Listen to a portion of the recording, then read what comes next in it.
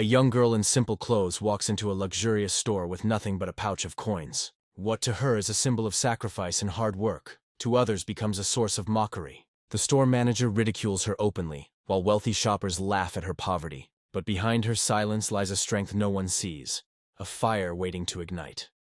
The glass doors of the luxury store slid open with a soft chime, and every head inside turned, if only for a moment. The girl who stepped in didn't look like she belonged. Her faded dress, patched at the seams, carried the weight of too many washes. Her sandals were worn thin, the straps nearly broken. In her small, trembling hands, she clutched a cloth pouch, heavy with coins that jingled faintly as she walked. The polished marble floor seemed to mock her with every step. Around her, shelves glittered with items too expensive to touch. Perfumed air wrapped the room, contrasting sharply with the faint scent of dust clinging to her clothes. But the girl's eyes, deep, steady, unflinching, held a kind of determination that didn't belong to someone so poor. She approached the counter, her voice soft but clear. "I'd like to buy this dress." The dress she pointed to wasn't the grandest in the store. It was simple, elegant, white fabric with delicate lace. But to her, it meant dignity. It meant proof that she could walk among those who once sneered at her. The manager, a tall man in a tailored suit, glanced at her, and then at the pouch in her hand. He raised an eyebrow, smirk tugging at his lips. "And how do you plan to pay for this? Charity piece?" Without hesitation, the girl placed the pouch on the counter. The sound of coins spilling out echoed louder than it should have. Pennies, nickels, dimes, rolling across polished glass. For a heartbeat, the store fell silent. Then came the laughter. Wealthy shoppers whispered behind manicured hands. A couple snickered openly, pointing at the scattered coins. The manager's smirk widened into a cruel smile. "You can't be serious," he said, his voice dripping with mockery. "Do you think this is a marketplace? This is a luxury store. We don't accept scraps." Heat flushed her cheeks, but she stood still. Each laugh felt like a dagger. Each sneer carved deeper wounds she thought had long healed. Yet she didn't bow her head. Her fingers pressed against the counter, steadying herself against the tide of humiliation. Inside her chest, the weight of silence grew heavier than the pouch of coins, but her eyes never left the dress.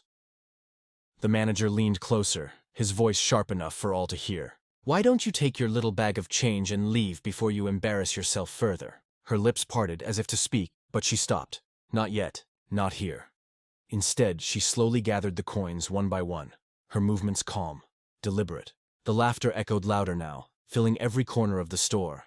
But in her silence, there was power, a seed of something no one in that room could see, and when it grew, it would burn every laugh into ash. As the laughter in the store echoed around her, the girl's eyes clouded, not with tears, but with memory. Each cruel chuckle pulled her backward, dragging her into a childhood of scars she never asked for.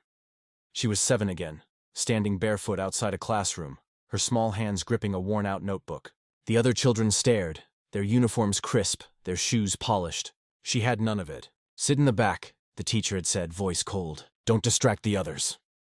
The reason wasn't her grades.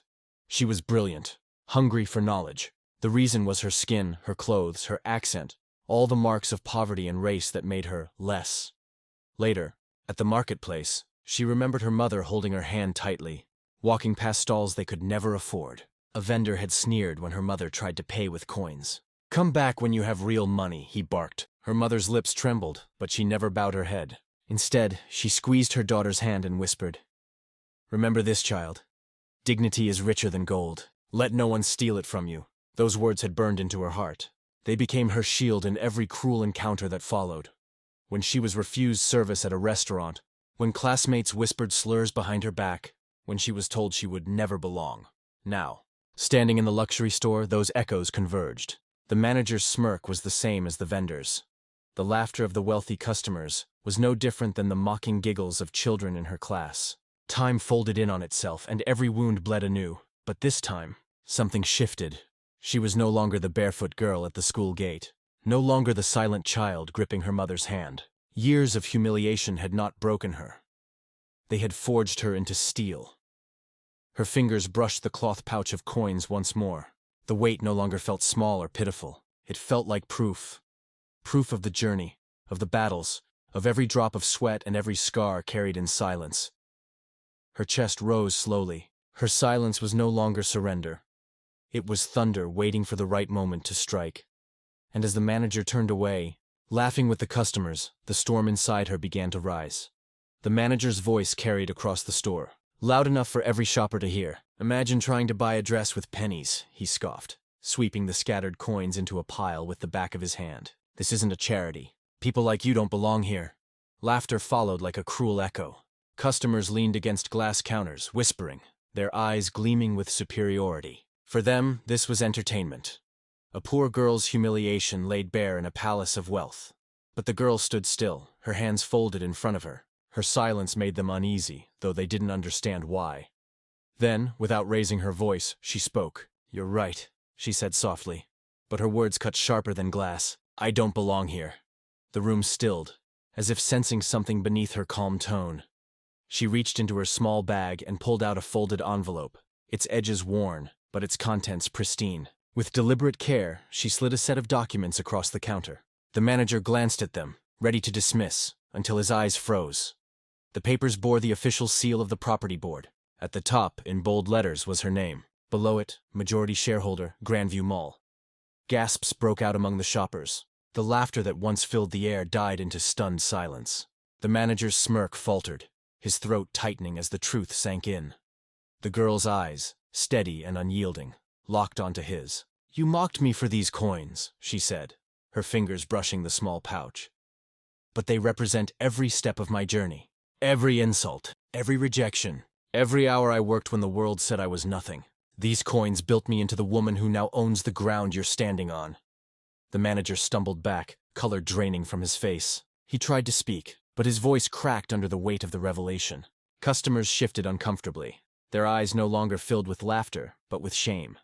The silence in the store was suffocating, heavy with realization. The powerless girl had become powerful. Yet she did not gloat. She did not raise her voice. Her dignity was louder than any insult hurled at her. She picked up the white dress from the counter and held it gently, her expression calm, almost sorrowful. "You wanted me to leave in shame," she whispered. "But today, you will remember who truly does not belong." The store stood frozen. The manager's confident sneer had vanished, replaced by the look of a man awaiting execution. His hands twitched at his sides, his lips quivered as he tried to speak. I didn't know," he stammered, his voice barely above a whisper. The girl looked at him quietly, the white dress draped over her arm like a banner of victory.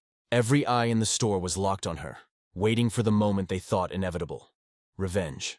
They expected her to shout, to humiliate, to crush the man who had mocked her poverty and turned her pain into a spectacle. She could have. The power was hers now. But instead, she stepped closer, and what she said silenced even the sound of breathing. "You judged me by what I carried in my hand, not by what I carried in my heart. You thought my worth was measured in coins. Tell me who is poorer now." The manager's knees seemed ready to buckle. His arrogance had drained away, leaving only a hollow shell of fear. He expected dismissal, disgrace, perhaps even the end of his career. But then, her voice softened. "I will not destroy you. Not because you deserve kindness, but because I refuse to become what you are. You wanted to strip me of dignity. Instead, I'll give you a chance to find your own." A murmur rippled through the crowd. Some gasped. Others lowered their eyes, ashamed at their own laughter minutes before. What they witnessed wasn't weakness. It was strength, greater than any wealth could buy. The manager swallowed hard, his face flushed with humiliation, but also something else. A glimmer of realization. The weight of her words pressed heavier than punishment ever could.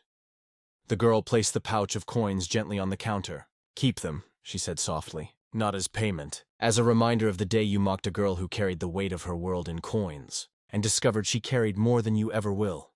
Then, without another glance at him, she turned and walked toward the doors. The dress in her arms glowed under the golden lights. Not just fabric anymore, but a symbol of survival, of resilience, of victory without cruelty. Her footsteps echoed across the marble floor, each one louder than laughter, louder than scorn. They were the footsteps of a girl no one could break,